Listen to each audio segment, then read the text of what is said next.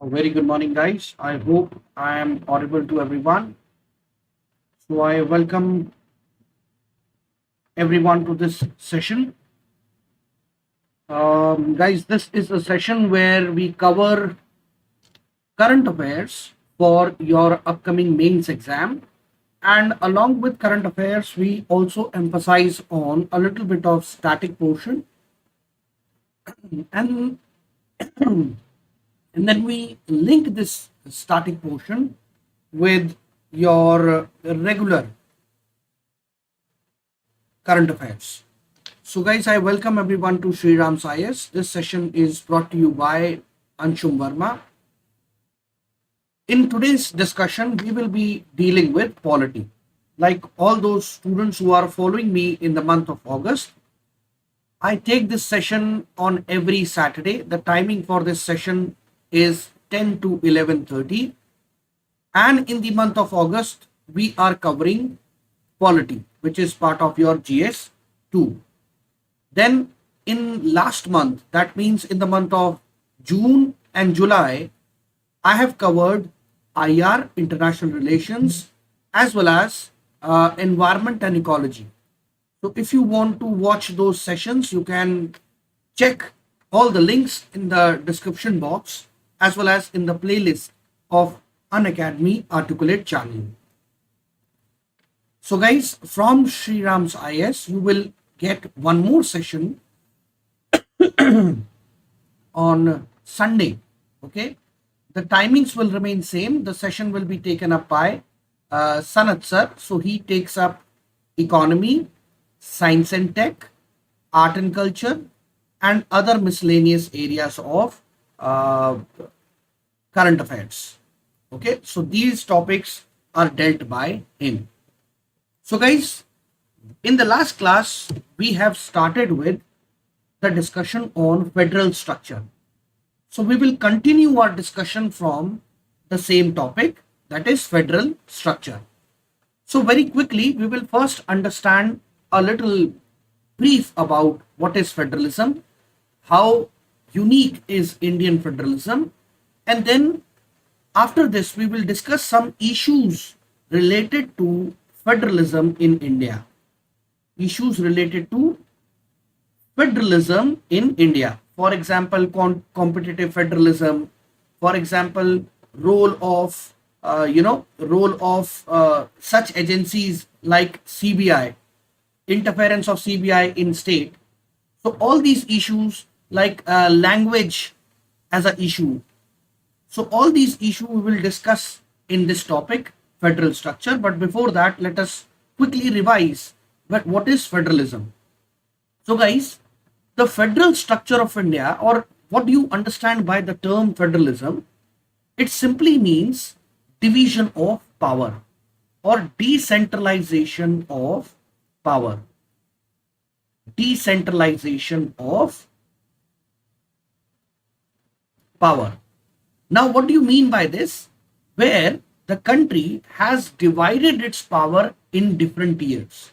Like you have a central government. So the power, the first tier of the decision making is the central government. Then we have the state government, which is the second tier of Indian federalism. But Indian federalism has a unique structure where we have even the third tier of federalism, that is the panchayat and the urban local bodies, the panchayati raj institutions and the urban local bodies. So federalism or the federal structure is considered to be the backbone of our Indian democracy. It deals with all the necessary relationship between center as well as the state. Now guys, there is a difference between the federalism as a concept in India as well as a federalism of a concept in America. So although many countries in the world are federal, but their way of federalism and our way of federalism are completely different.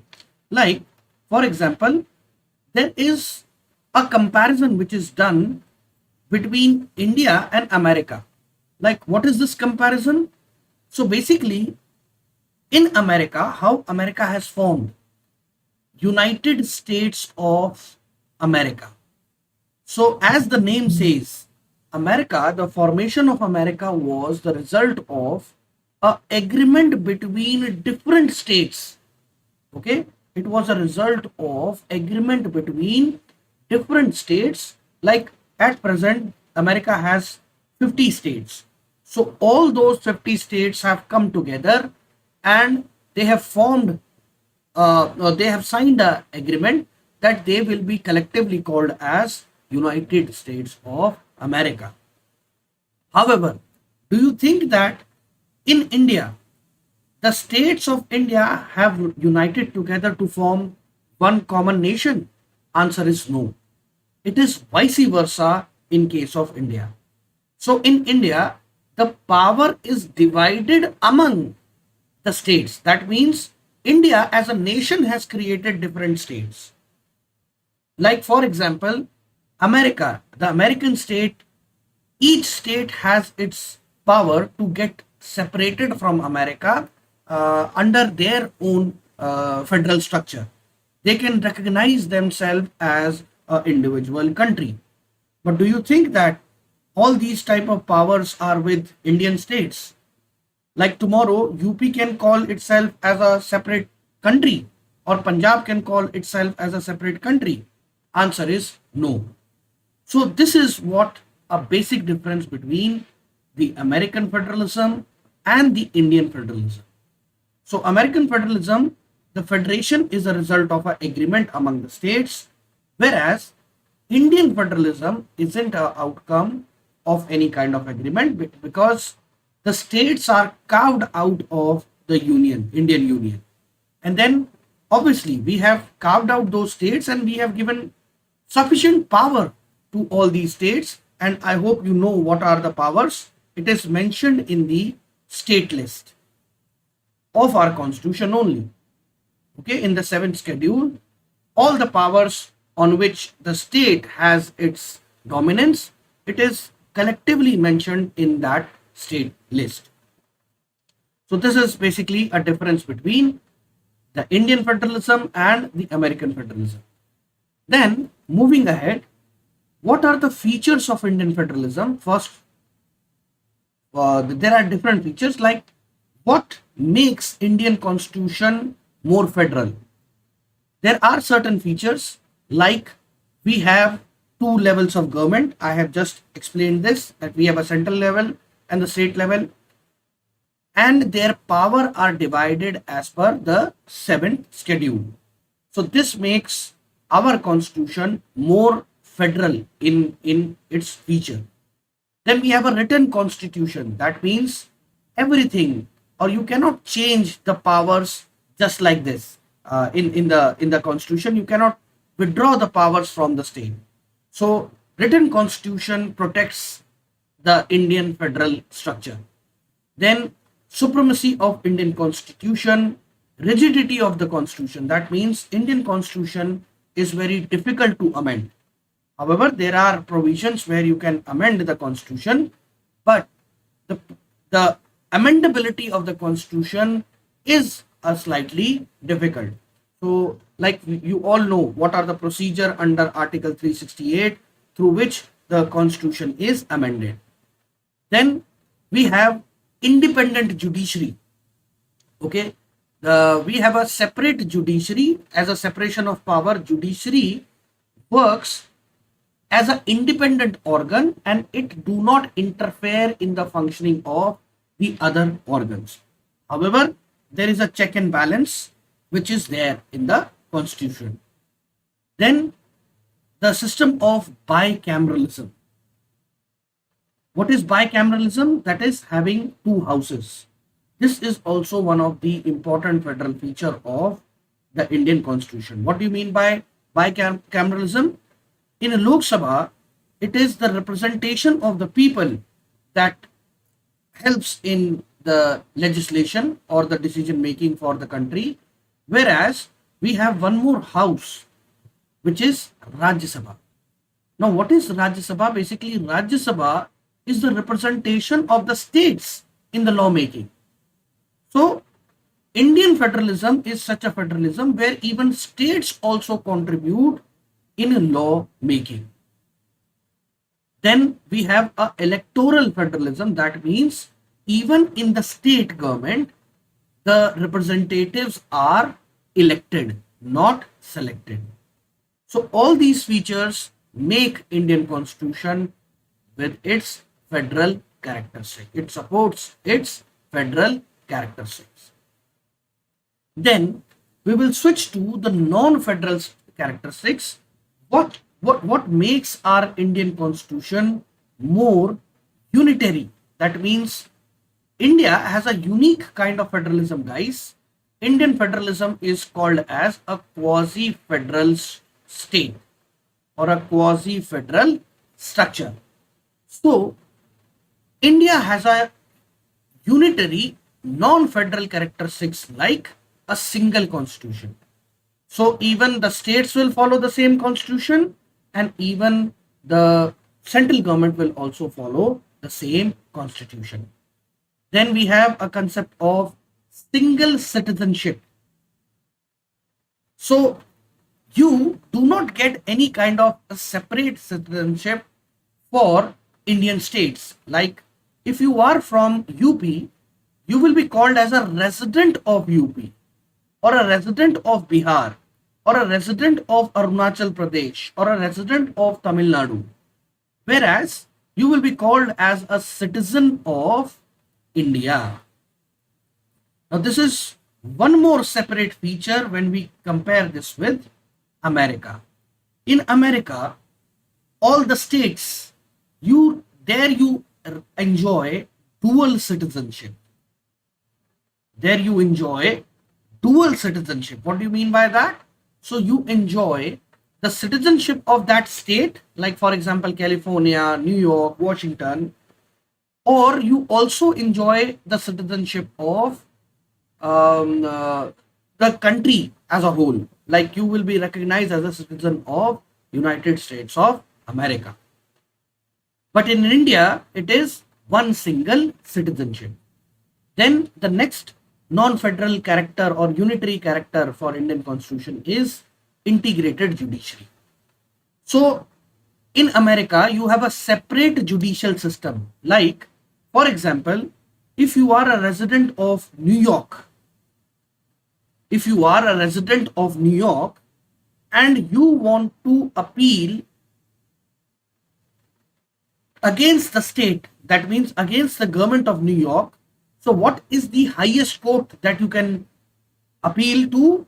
You can appeal to the Federal Court of New York. That means their High Court.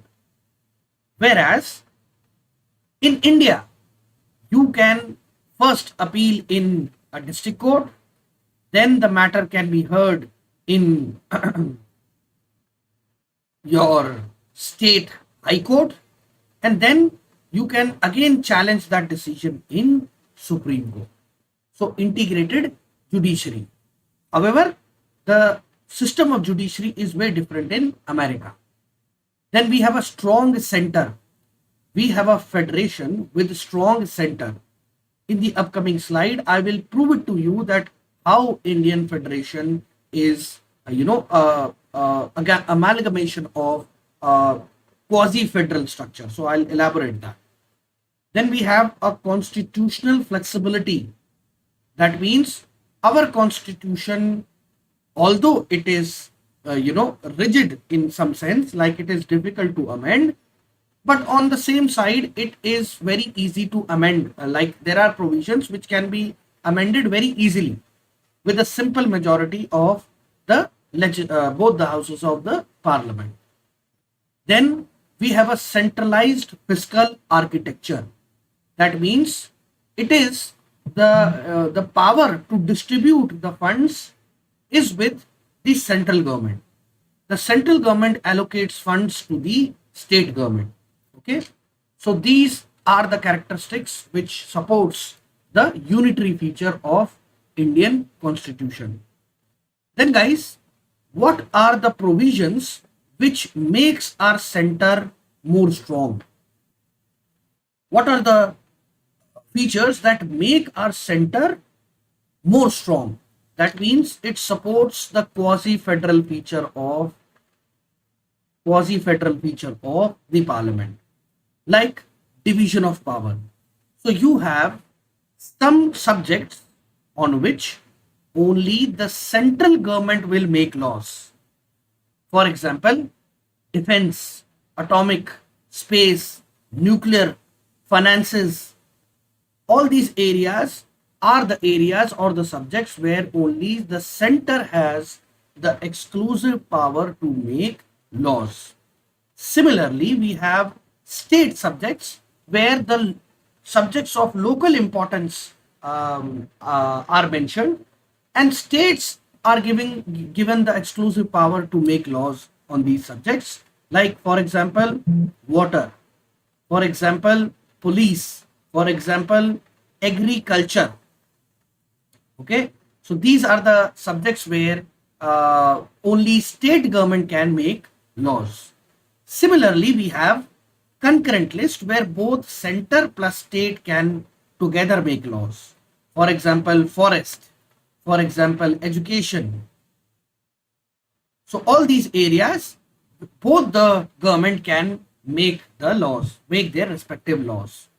However, if there is a conflict between central law and the state law, let's suppose दोनों के बीच में एक dispute है, which law will prevail? So in such a case, the central law will prevail over the state law. Okay, so this is mentioned under Article 254. This makes our center more strong in comparison to the states. Okay, and that is why the states have lesser power, or you can say that is why we can say we are quasi-federal. Then what are the other features which make centers more strong? The center has extensive power during the time of emergency. So whenever there is a situation like national emergency, then a situation like a state emergency or a failure of constitutional machinery or financial emergency, in all such cases, who has the more power to make laws? It is the central government. During any kind of such emergencies, the central government can make even laws on the state subjects.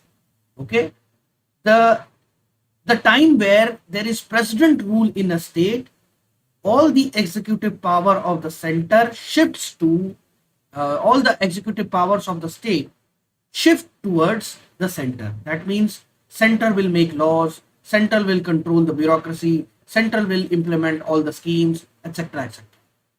So this is a provision which gives center more power in case of any kind of any kind of a threat like situation. Now guys, you will see that there are pros and cons related to this provision. Like some experts, they argue in favor of emergency provisions. However, some argue against these provisions. So what are the arguments which favors emergency situation, or why the Constituent Assembly has added this even in the constitution making? The reason is simple. Because for example, imagine a scenario where there is a secessionist movement going on. Imagine a scenario where some external aggression or some country attacked India. So in such a case, state is not well equipped to protect itself. In that case, center has to pitch in and to take over the command. However, there are arguments against it. What are the arguments against it? For example, in case of a president rule, the opposition parties, it is believed that the center dominates the state politics with the threat of imposing president rule. Like under Article 356, if any state does not comply with the orders given by the central government, the central government can straight away impose president rule. They can straight away impose president rule. Now this provision is considered to be a little undemocratic. The provision is undemocratic. All right. So this is one more area where we have a federation with strong center. Next provision is All India Services, or Article 312.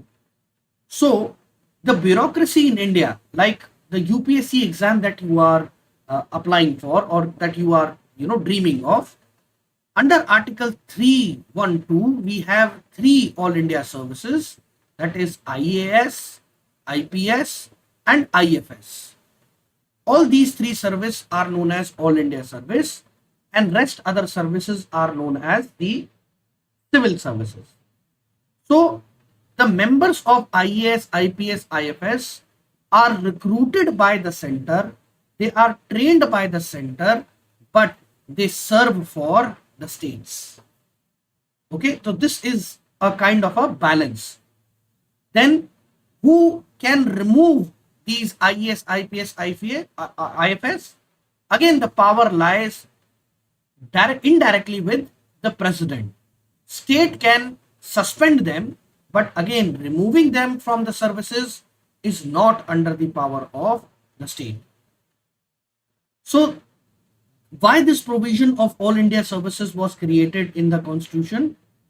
The idea was to create a sense of uniformity throughout the throughout different states. We have a common bureaucratic structure, like the IPS is trained in one common way, so they can impart that training to the lower subordinate. It will allow center to kind of having a control on the state administration. So this All India Services as a provision is another feature that makes our constitution more quasi-federal. Then the role of governor. So we all know governor is always an issue, especially in the states where there is there is a government which is not, which is a kind of a government which is not aligning to the policies of the central government, or let's say a state which is ruled by a different political party than in center. So generally you will see, as there is a change in the central government, like there is a power shift, a new government will come in, you will find all these governors of different states will change. Why it is changed? Because governors are appointed by the president, which in itself act on the aid and advice of Council of Minister. Which article? Article 74. So it is the central government that is directing the president to appoint this particular person as the governor. So it is a discretionary power, and we all know that the governor of any state, they are always inclined towards the political parties in which they have their affiliations. So this is again a very critical provision. Many critics have argued on the appointment of the governor as per the Indian Constitution as of now. Then what is the financial relation? So when it comes to finances, again, the central government has a greater control over the financial resources compared to the states. So a large portion of revenue sources fall under the union list. However, even states are also allowed to collect some kind of taxes, but the major portion of taxes is collected by the center. And then the distribution of those taxes are again controlled by the center. Okay, so the constitution provides for grant and distribution of revenue between center and state. the bargaining power is often titled towards the center. Okay, so it is always the discretion of the center that how much percentage of the total collection they want to give it to the states. Okay, so we will discuss in the upcoming slides that what is the present sharing of this with the center, like how much percent of the total collection is shared with the states. Then guys, there are certain special powers given to the parliament as well, which makes our constitution more federal. What are those powers?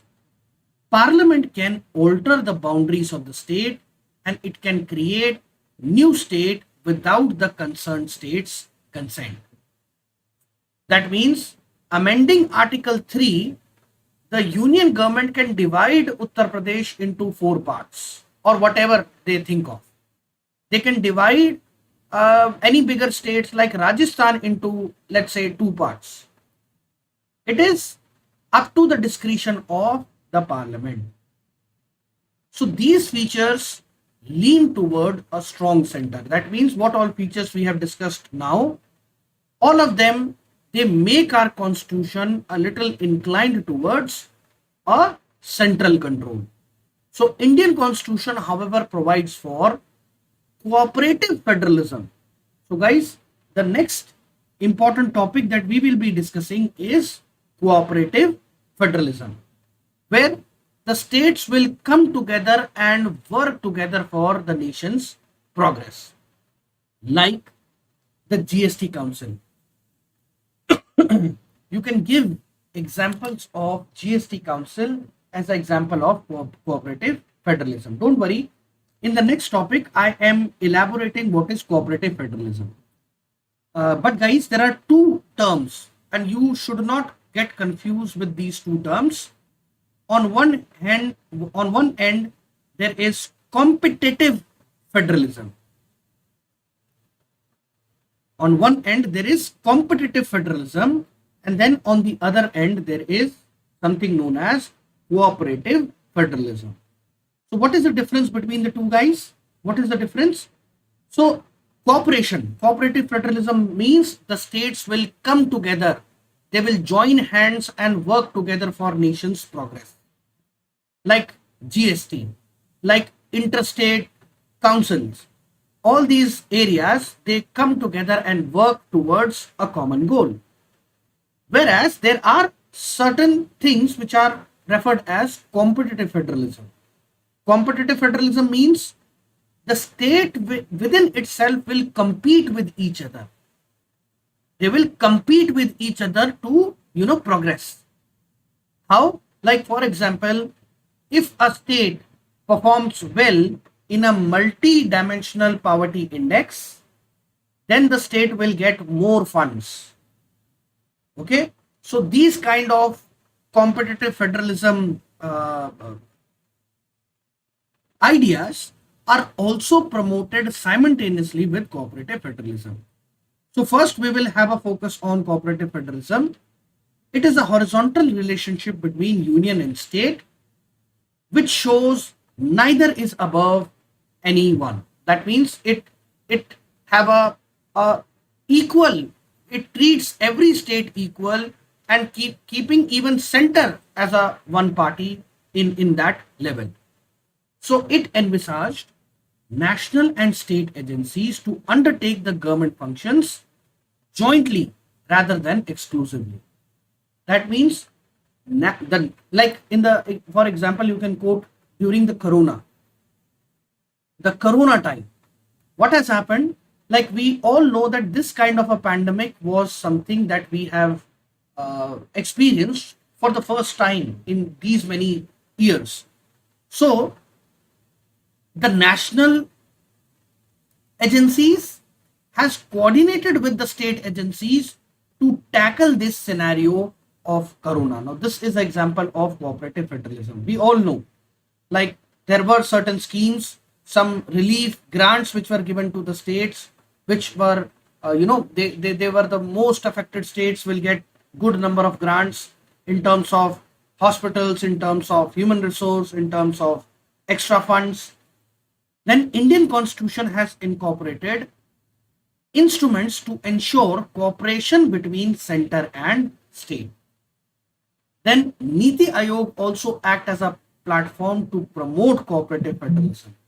Like for example, some of the key roles which are performed by Niti Aayog, it is collaborative policy making, center state dialogue, incentivizing states and monitoring and evaluation. Then it also encourages competitive federalism among the states. So this is what I was explaining in the introduction. Competitive federalism means the vertical relationship between the state and the center while the states compete among themselves. In horizontal relationship, the states will come together and work for a progressive growth of the country, whereas the competitive federalism, the states will compete with one another and then work towards the progress of the nation.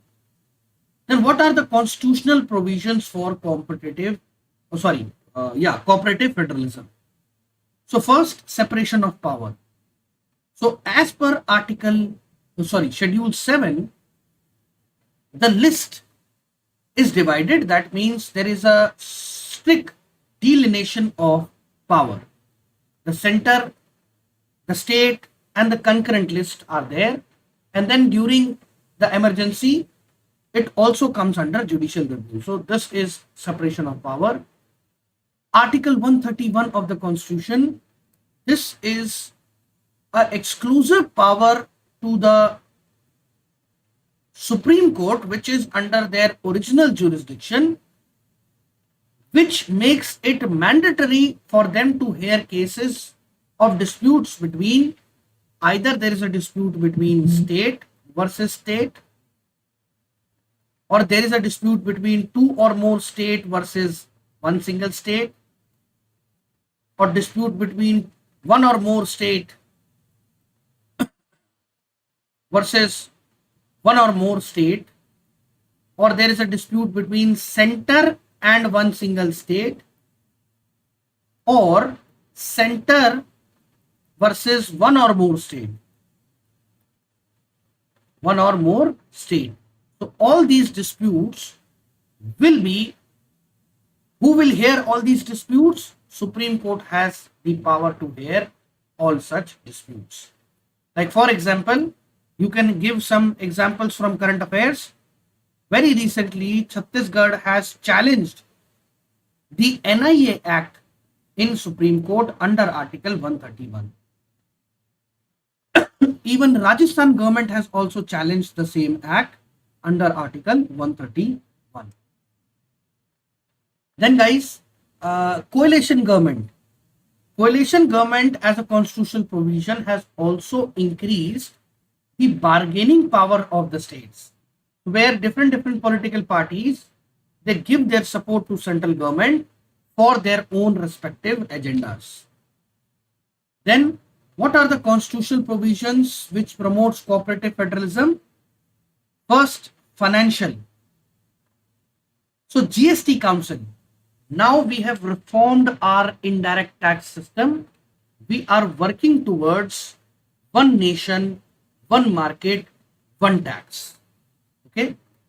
This is the idea behind implementation of GST, turning India into one market, one nation, and one tax.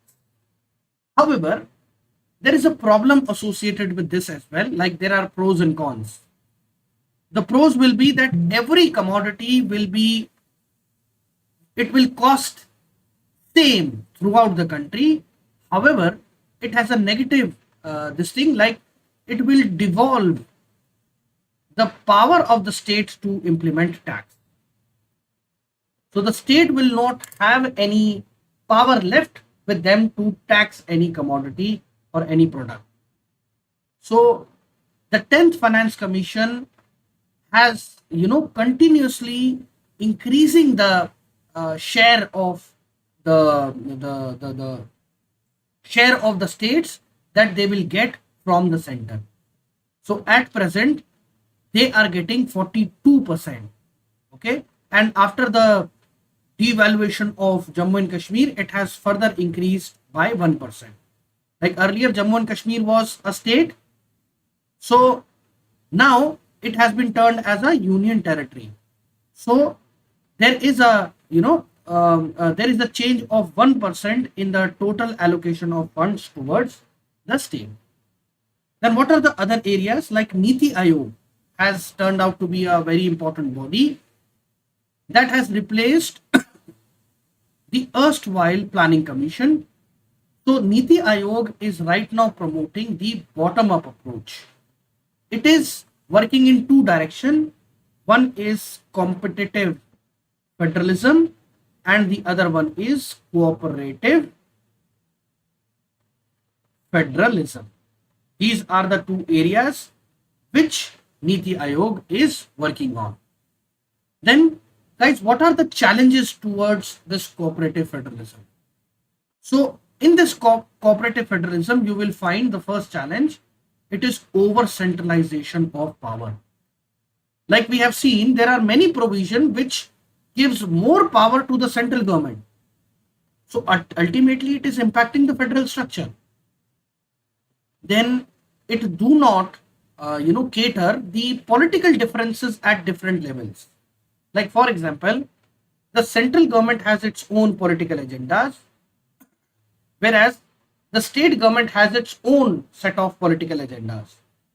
So there could be a possibility that the political agendas or the political differences can further create problems to cooperative federalism. Then interstate disputes. Now, in many cases, like for example, right now there is a very prominent case which has again emerged, the Kaveri water dispute.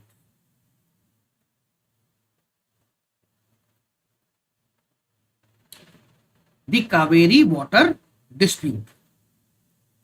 It is a dispute between Tamil Nadu and Karnataka. So any kind of such dispute, it hampers the feeling of or the idea of cooperative federalism. So in such a case, central government has been called upon to mediate between the disputes between the state over the resources such as water, land, and it has been criticized for taking the sides. Then what are the other challenges to cooperative federalism? Like, although we are moving towards promoting the idea of one nation, that is India, however, India is a land of diversity. The diverse nature of India, whether it comes to the language, the culture, the food, the tradition, in itself, it won't allow one policy to be implemented throughout the country. Okay, so this diverse nature of India necessitates tailored policy making for different regions, complicating the cooperation between the central and the state government. Then interference in the state matters. There are times where you will find the central government are making laws for even the state governments, and which is again violation of the principle of federalism. Like many critics have commented on the farm law, farm laws. Agriculture is a state subject, but center has came out with provisions related to farm laws. So this has created tensions between center and the farmers of Punjab, Haryana, and some parts of Uttar Pradesh.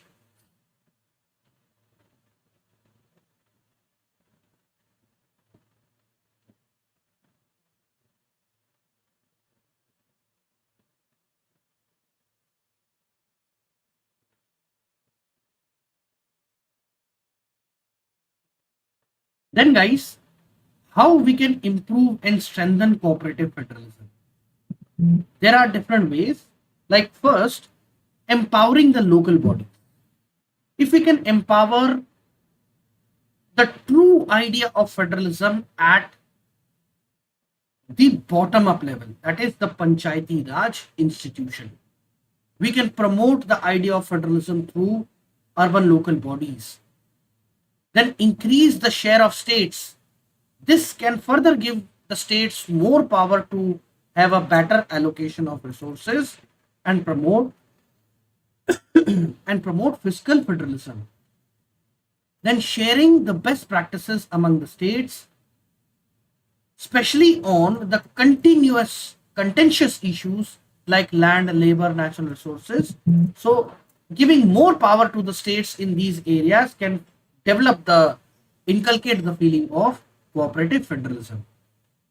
Next solution will be to resolve all the center-state disputes, all such disputes which are creating a trust deficit between the center and the state. Like, now one example you can quote in such a case is the GST. How the government has included, it is like any decision in GST council is taken with a very inclusive manner, where even state also participate, state can also raise their concerns. Then promoting para diplomacy. This is a foreign policy decentralization. That means we can even allow the states to interact with the other nations so that they can also bring in business, they can also bring in trade, commerce, FDI, education for them. And then ensuring inclusive decision making. So whenever and wherever we are making decisions, we have to involve all the stakeholders, which also include your state governments as well. And one step ahead, it will also include the third tier as well, the federal tier as well, that is the Panchayati Raj institution and urban local body. So very recently, the 14th Finance Commission has increased the share of devaluation of the funds towards the center from 32% to 42%.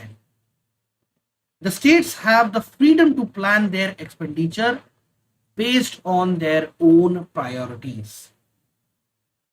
Then restructuring of the centrally sponsored schemes. What all schemes that we are right now running, we have to restructure them. Then financial sector bailout programs under which the Ujjwal Discom Assurance Yojana that can help in improving the power distribution among the states. So all these are the steps that are taken to promote cooperative federalism. The next topic for today's discussion will be the CBI versus the state. Okay. The next topic that we will discuss will be the CBI and the state. Again, this you can relate it with the concept of federalism, and these are the issues related with federalism. So why this topic was in news? Tamil Nadu has withdrawn their journal consent. The government of Tamil Nadu has withdrawn their journal consent that was accorded to CBI to probe any cases in the state. Now, first you have to understand that what are the powers of CBI, and then what are the difference or how the federalism is affected with respect to CBI and the state. So the police is an exclusive subject of the state. Okay. However, the Delhi Police Special Establishment Act of 1946 is the parent act in which the CBI draws its power. Under the same act, section 5 and section 6 of this act states that to deal with extension of powers and jurisdiction of the special police establishment to other areas, there are the requirement of the consent of the state government. So we all know that the police and law and order is a state subject. But if CBI wants to investigate a matter in the state, In that case, they have to take the prior consent from the state government. This is as per the division of power. However, there are times when some states give a general consent to the CBI. Now, with this general consent, the CBI can investigate the cases in the state without any prior permission because they already have that general consent. Okay. So, under the Delhi Police Special Power Act, CBI have to mandatorily take and obtain a consent of the state government before beginning an investigation for a crime in that state. Consent of the state can be either case specific or a general consent. So, general consent is normally given by the state to help CBI to seamless investigation of the cases of corruption against the central government employees in their state. Like for example, in the state of Punjab, let's suppose there are officials from the central government who are working. Now, in order to investigate any cases against them, the CBI has to take a permission from the state government. So this can be given as a general consent. Okay. But in the absence of a general consent, CBI have to apply to the state government for every case, even before taking any small actions. So right now, some states that have withdrawn their general consent from CBI are Tamil Nadu, Punjab, Rajasthan, and West Bengal. And I hope you can now link that all these states are the states which are ruled by the opposition party. All right. Then guys, in case of an extraterritorial operation, the concept of CBI is more advanced. For example, involving specialized information, technical knowledge, incorporating extraterritorial operations. That means if they want to go beyond the territories of the state. So again, it requires certain permission. So what are the issues? What are the similar kind of issues that are rising in which challenges your cooperative federalism? So there are issues like concurrent jurisdiction. Like for example, CBI, NCB, NIA, all these bodies which are generally they are working as a central agencies, it requires a multi-jurisdictional crimes. However, they have to, like if NIA or CBI or NCB or ED wants to take any action, they first have to take the concurrence of the local police and only then they can carry out their investigation. But this has created a problem. Like for example, the government has recently amended some acts, like the amendment to NIA Act, like increasing the jurisdiction of BSF up to 50 kilometers from the borders. Increasing the jurisdiction of BSF up to the 50 kilometers of the border. So all these decisions, it has emerged as an issue between the center as well as between the states.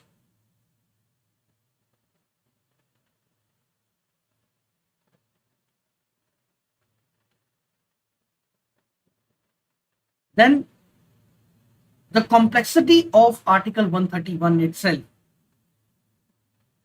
like which decisions can be challenged in the Supreme Court, or this Article 131 gives us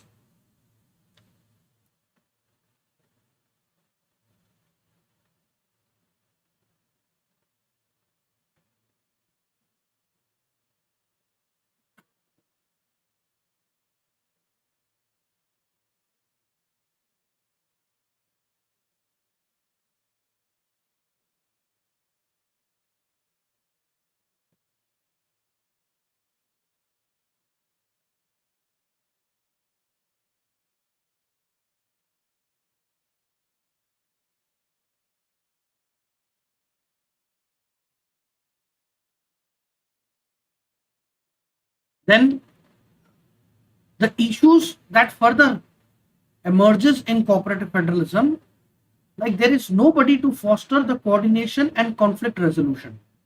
Like if there is a dispute between the center and the state, which body will be responsible to take in the charge to resolve the issue? Like, although we have bodies like interstate council, it was set up within the Ministry of Home Affairs.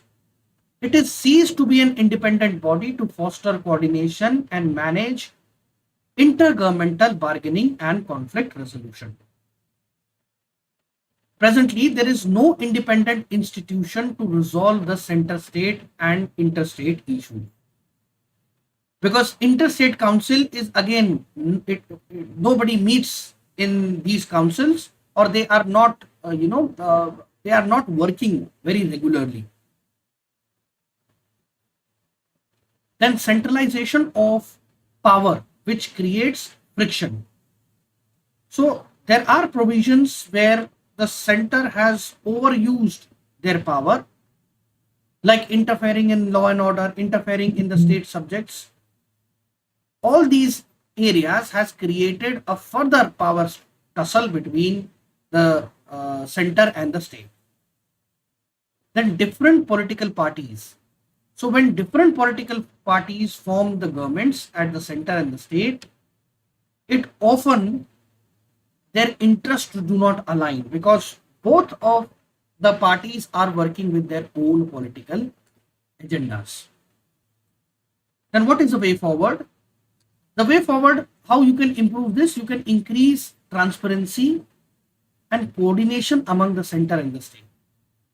For example, we need to be more transparent about the macroeconomic scenario. We need to revise the revenue projections that offers strategic pathways for consultation with the states. Then there are committees and suggestions like Sarkaria Committee, Panchi Committee. All these committees have recommended that Office of Governor should be apolitical so that center's control can be minimized. Then extending the mandate beyond the advice and recommendations of interstate council, laying down the guidelines to prevent the misuse of the president's veto legislation, then include the states when the center enters into any international agreement. So let's suppose if the central government is building up a pipeline or a connectivity project which will go through Rajasthan. So at present, the central government has no, obligation to take the permission of Rajasthan in implementing such international agreements. So this is just an example. So if we can include states in any international agreements, it will further increase the concept or the idea of cooperative federalism. Then giving more fiscal space. For example, widening the fiscal capacity of the states, which is a kind of a legal guarantee without reducing the center's share. If we can give more fiscal authority to the states, like if we can give them more areas to collect taxes, maybe a uniform tax, but if we can allow them to collect more taxes, this will give them more financial autonomy. Then yes, to improve cooperative federalism, there is a need to bring in electoral reforms, which is creating a level playing field for all regional parties, as well as to facilitate more competitive political contest between national and regional political forces. Then specific recommendations for bodies like CBI, bodies like NIA, ED. It is often blamed that all the central government misuses or they misutilize the powers of these bodies. So giving statutory recognition to CBI will provide the constitutional recognition independent of its existence from the Delhi Police Special Power Establishment Act. So there is a need to develop a comprehensive system of evolving cooperation of legislature, executive, judiciary that can revive the lost glory of CBI. The next topic that we will discuss is one nation, one language. So why this topic came in news? Because language is in news for a long time. Like on one end, the union government is working to increase the use of Hindi in interstate communication, and on the other hand, there is also the promotion of the mother tongues, the vernacular languages. So recently the union home minister has urged to use Hindi as a lingua franca rather than English. What do you mean by lingua franca? That means a language to be used in interstate communication. So as an option of one nation, one language, which is widely spoken, like Hindi is a language as per the 2011 census, it is the most widely spoken language spoken by 52.8 crores individual. And around 43.6% of the population speaks Hindi, followed by Bengali and Marathi. Then Hindi is the third most spoken language in the world in 2019 with around 615 million speakers.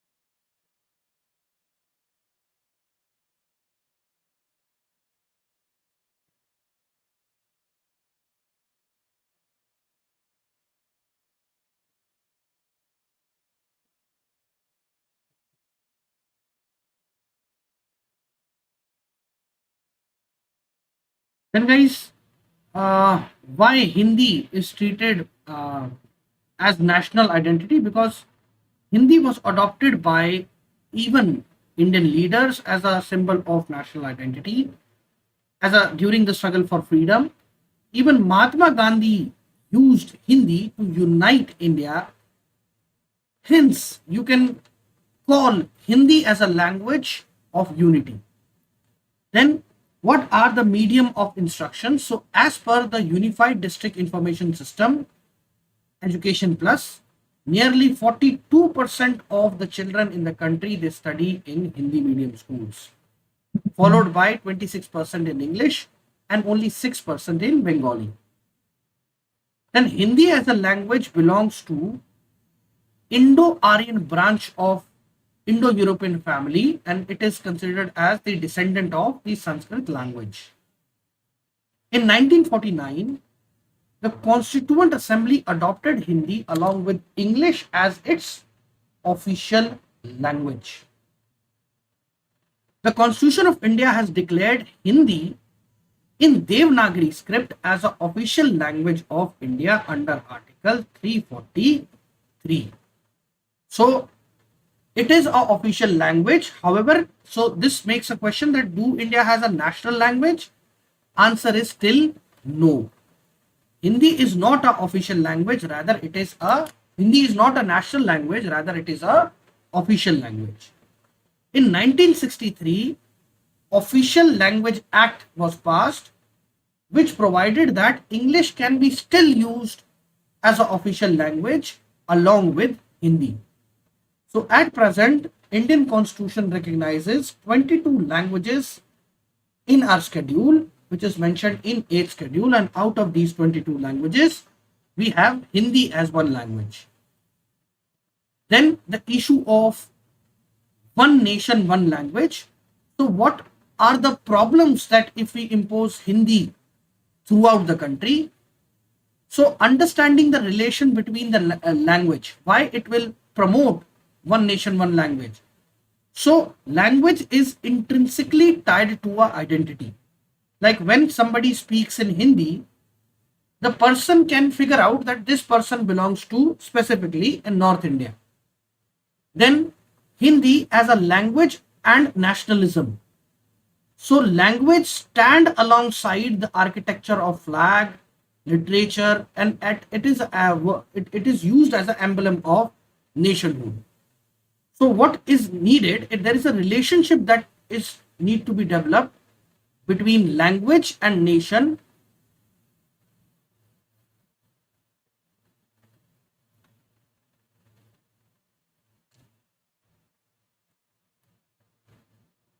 Then what is the need for one nation, one language? First, to promote the spirit of brotherhood.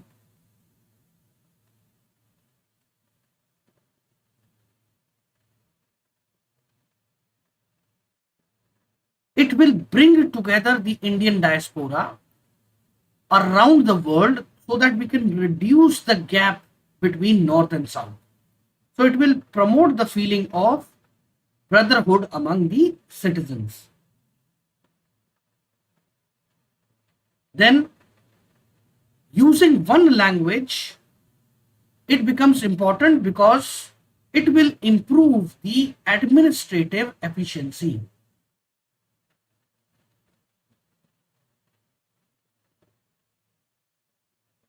One language can address the issue of language becoming a barrier to understand people's aspiration and needs. Then it will enhance the service delivery. Like if we can deliver one language, like the medicines, the diagnosis, all these things are delivered in one language, it will overcome the issues such as ensuring quality care, it will enhance patient safety, and all these things. Then there is a need of one nation, one language. It will help to save us money and time. There will be less money spent on translation of public documents. Then it will promote cooperation. Like it will promote understanding the economic cooperation. It will facilitate communication of ideas, value, belief, which results in less misunderstanding among the people. Then what are the issues related with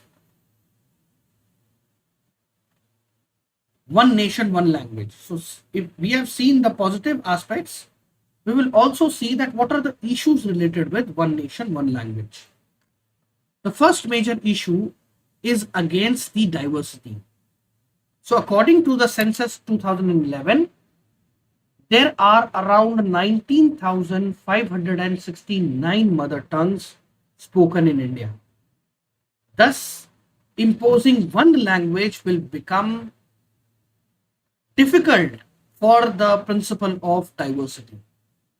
Then there are federal issues, like for example, according to 2011 census, only 12 states out of all the states and union territories, they speak Hindi as their first language.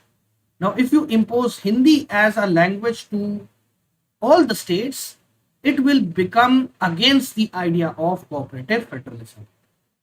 Then to develop a pluralistic society, like language represents a nation, has its roots in colonization, and it should be tuned in with Indian history. Like each area has its unique culture, it has its unique civilization. So if you impose one single language, it will kill the idea of that pluralistic society or the multilingual society. You will kill the aspiration of the people who are speaking different languages. So these are some ideas which are against one nation, one language. Then it will further promote secessionist tendency. Like for example, imposition of Urdu in Pakistan, or especially the East Pakistan, was the main reason behind the creation of Bangladesh, because the Muslims of East Pakistan are more comfortable to the Bangla language, writing Bangla, speaking Bangla. So it can create secession in different areas of our country. Then economic impact. One language idea will be economically disaster because it will slow down the migration, it will reduce the capital flow, it can create further regional imbalances, right? And then threat to the minority language. Like for example, there are many languages in India which has a very limited speakers left. For example, the Boa language. Andaman and Nicobar, the death of Boa, the last speaker of Bo language, has led to the extinction of Bo language, which has a history of 70,000 years. So this language now nobody can speak. So don't you think it will be a threat to the minority? It will be a threat to the preservation of their culture as well as their fundamental right, because Article 29 and 30 gives this right to each individual to protect its diversity, to protect its culture, its language. So what could be the solution? What could be the solution, guys? We can promote the 3-language formula. What is this 3-language formula? First, we can promote English and Hindi, and then we can also promote one regional language of that region. This is again incorporated in your new education policy. Like if you have heard the speech of Narendra Modi ji on this 15th August, Independence Day, he has enlightened about, or he has launched some schemes to promote the use of vernacular languages, the languages of the minorities. Then this is one solution. Then strengthening the local languages, like to preserve that ancient philosophy, to culture, the memory of freedom struggle. It is important to strengthen the local languages without bias towards any one language. Then we have to respect the diversity, because like this I have already explained that if you impose one language in the nation, you will in a way violate their fundamental right of Article 29. It will violate the idea of accepting, preserving your culture, your identity, your language, your script. So even 20, 29 and Article 30, it is a complete violation. So again, we have to, the best solution to this is a 3-language formula. Next guys, next part of polity that we will start revising, we have still 20 minutes left in our session. So we will very quickly revise the union executive and the state executive. We will see that what are the static areas related to union executive and state executive. Along with this, we will revise some current affairs related to these topics in news. So what is the executive? If somebody asks you to define executive, how you can define executive? So basically, it is the organ of a government that works as a implementing agency or it is a organ that primarily looks after the implementation and administration, which are often called as the executive. So the heads of the government and the ministry along they saddled with the overall responsibility of the government policy. That means when we say the government represents the executive only. The implementation of all the laws is the responsibility of the government, whether it is the central government or whether it is the state government. Both of them together are called as the political executives, who are responsible for the day-to-day administration. So what are the principal functions of executive? Just like I have just told you, to implement all the laws and policies adopted by the legislature. Now guys, in India, we have executive coming from the legislature only. That means there is not a clear watertight separation of power between executive and legislature. Like for example, if you want me to elaborate this, like finance minister. Who is our finance minister? Nirmala Sitharaman ji. Now Nirmala Sitharaman ji is the part of legislature. Yes, she is an elected MP. And the same person is a finance minister. That means she is the head of the financial laws in our country. She is the political head of our country. So this makes her as a part of legislation. So similarly, all ministers are part of the legislation. Then what is the difference between union executive and the state executive? So union executive are mentioned from Article 52 to 78. I will discuss all the executive in detail. First, we will discuss the union executive. Then the state executive are mentioned from Article 153 to 167 in Part 6 of the Constitution. Union executive consists of the President, Vice President, Prime Minister, Council of Ministers, and Attorney General. Do remember this, the union executive includes all these positions, whereas the state executive consists of Governor, Chief Minister, Council of Ministers, Advocate General of the state. The President is the nominal executive head, whereas the PM is the real executive head. So I hope you have studied this principle, de facto and de jure. De facto means the real head, de jure means the nominal head. Similarly, in the state, you have governor as a de facto head. Sorry, the governor as a de jure head. That means the nominal head.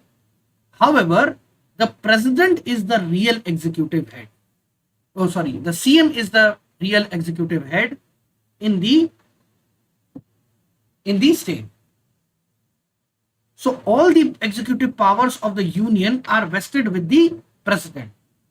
That means PM will take all the actions, but the PM will take actions in the name of the president.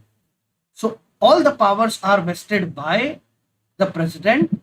But again, this makes president as the supreme power? Answer is no. President will work in the aid and advice given by the Council of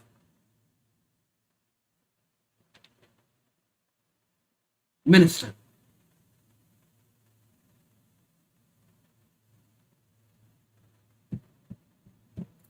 Then simultaneously in the state, the executive powers are vested by the governor. It is exercised by him directly through officers subordinate to him and in accordance with the constitution. But again, the governor will work on his own discretion. Answer is no. He will work on the aid and advice of Council of Ministers headed by the state. Then the president has the act in accordance with the aid and advice of Council of Ministers headed by prime minister. That means the president will always work in the aid and advice of the council of ministers. Same here. Even the governor has to act in the aid and advice of the council of ministers headed by CM, mentioned in article 163 and here 79, 74. The first executive head that we will cover in today's class will be the President of India. So the President is the head of Indian state. He is considered as the first citizen of India.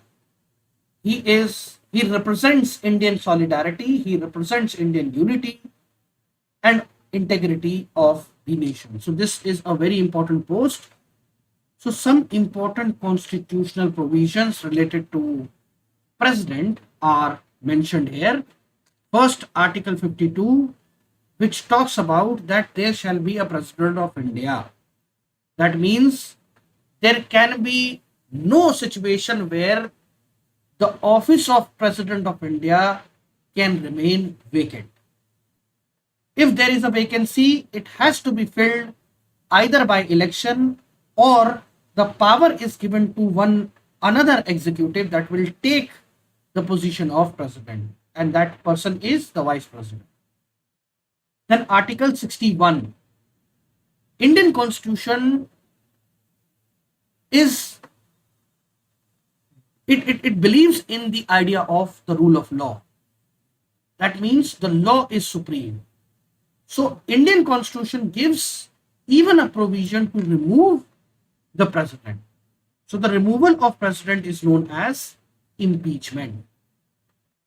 We will discuss the election and the impeachment in a little detail in the upcoming slides. Next is Article 72.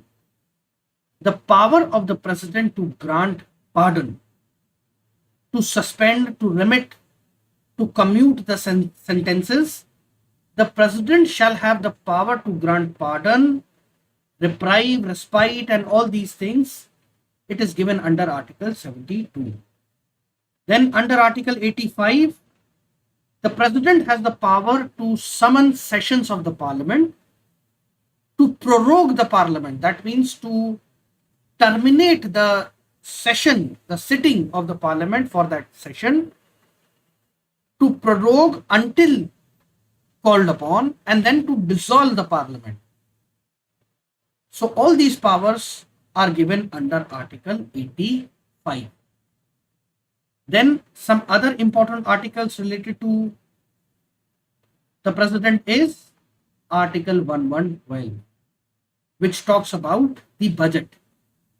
So guys, one interesting fact here is that there is nowhere in the constitution where this term budget is mentioned. The budget in the constitution is called as the annual financial statement, Article 1112. So the president shall, in respect of every financial year, cause to be laid before the House of Parliament a statement that includes the estimated receipts and expenditure of Government of India of that year. Then Article 123. It is the power of the president to promulgate ordinance during the recess of the parliament. That means if the parliament is not sitting, the parliament can give ordinances, the president can promulgate ordinances which is as equal as the law. So can you give me an example of an ordinance which has been released very recently and it was in news? It was all over in news.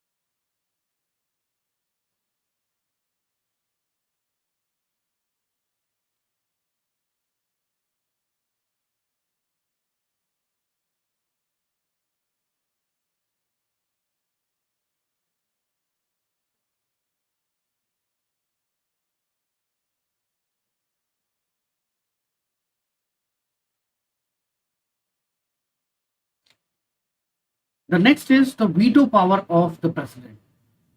So guys, all the laws, all the acts, slash all the bills will become an act only when the president will give its assent.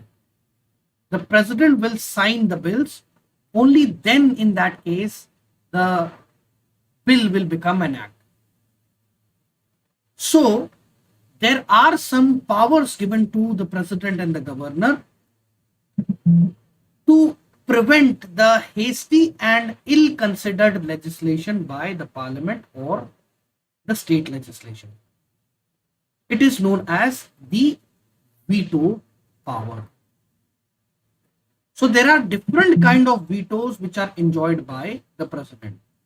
So let's suppose a bill has been passed by Lok Sabha and Rajya Sabha.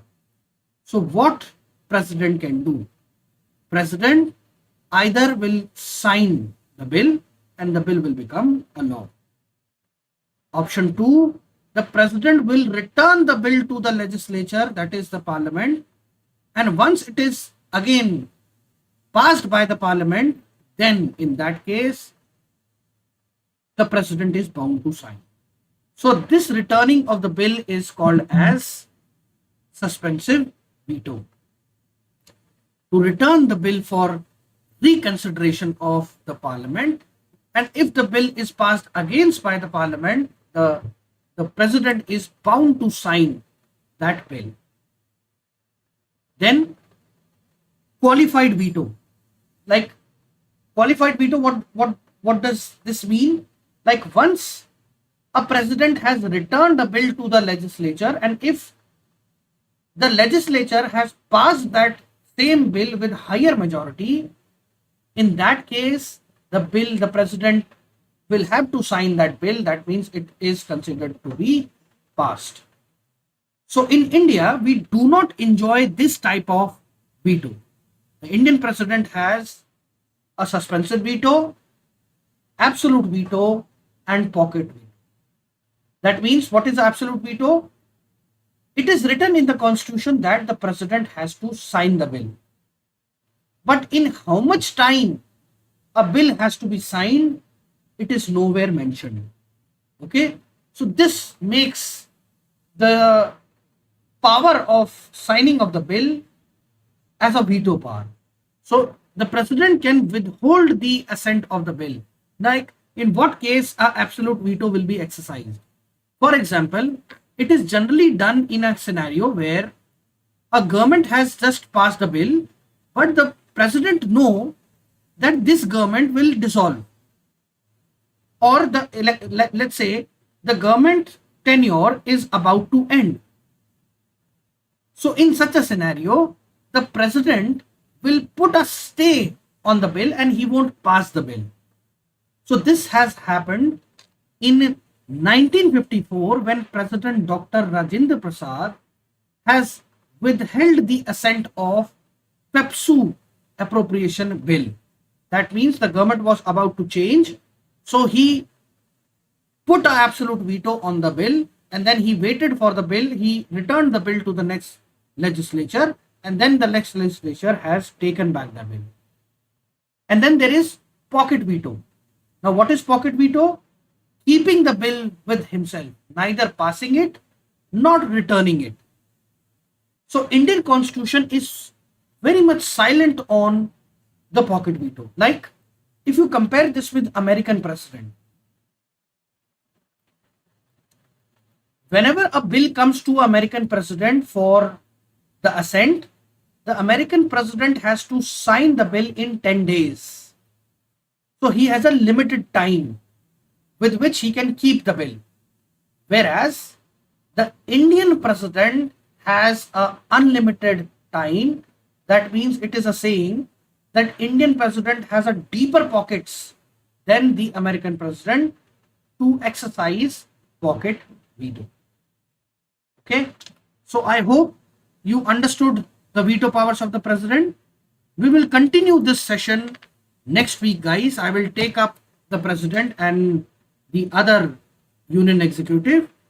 So The time is almost up, but before we end today's session, I would like to emphasize that Sriram IAS has launched new batches for UPSC CSC 24.